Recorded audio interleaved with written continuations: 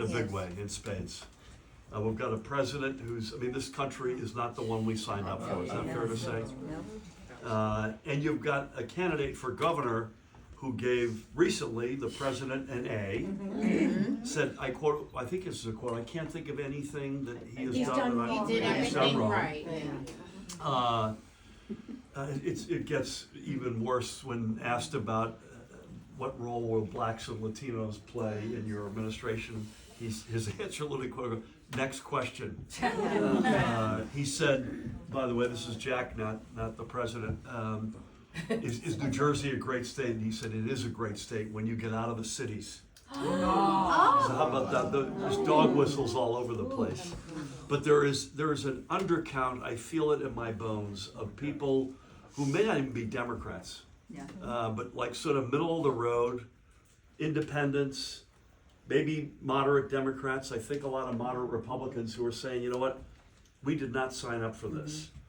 And because I'll get to Mikie in a second, because Jack has not separated himself, he's been given the opportunity to put daylight between himself and the president, and he's chose volitionally to not do that, as if he's running in a primary. Well, this isn't a primary. This is a general election with reasonable people up and down the state, with the sole objective. We may have different tactics in terms of how we get there, but we love this state, and we want this state to succeed, be strong, be fair, all the things that we associated with this great state. And so I think when you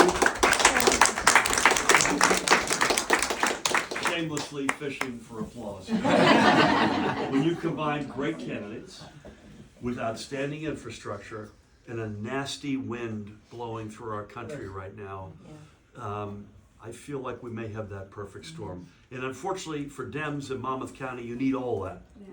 Good candidates alone is not enough. You need good candidates. You need a chair that cares about infrastructure. I heard over 15,000 doors knocked. Did I hear that? Yes.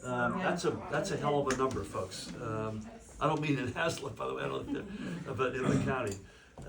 That's a impressive numbers. And then you've got an unfortunate situation at the national level, and we're not immune to that.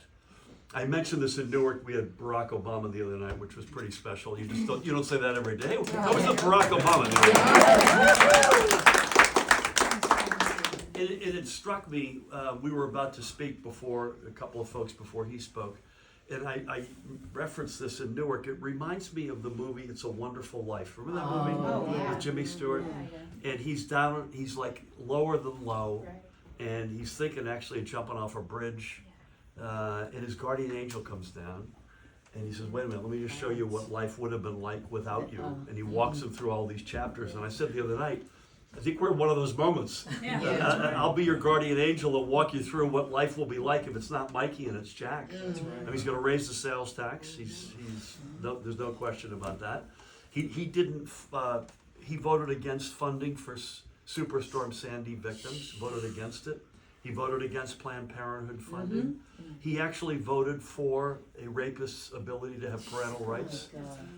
Recently, the Gateway Project has been iced. He hasn't said a word. This is 90,000 union jobs in New Jersey, and it's the one-seat ride for a lot of communities, out the window, not a peep.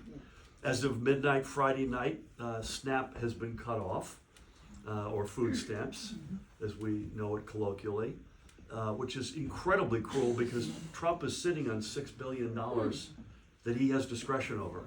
So outside of the government shutdown money, which you could maybe argue is tied up, this $6 billion is not tied up. In fact, two separate judges have said he has not every ability to use it, but he has to use it, and he's chosen to not use it.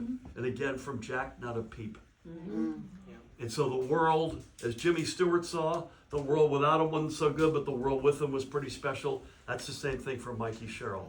As they say in baseball, she is a 5-tool athlete, which means you can do everything. Hits for average, power, great arm, speed, great defense. She does it all. She's got a resume that any of us would die to have. She's got a great track record.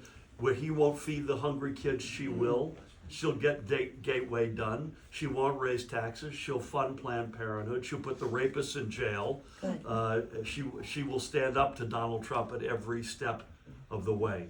So I think we've got that perfect combination of candidates, infrastructure, a wind blowing through the system, and a great top of the ticket. Now, I'm a big believer that the ticket pulses both ways, up and down. You need both. You need somebody at the top who's a great standard bearer. I've been honored to have that position twice. Mikie is that person. And Dale Caldwell, if you don't know Dale, is a superstar, frankly, a hidden asset of this campaign. He will be her lieutenant governor.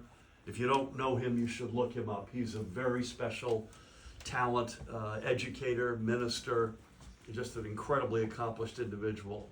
But they are great at the top to pull up excitement, and you've got folks up and down the ballot. Everywhere I go, by the way, I do this. You can't see this.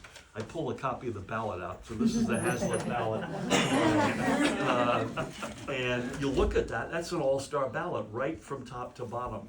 So you've got a ballot. That's the other thing that is in the perfect storm. It pulses down and it pulses up.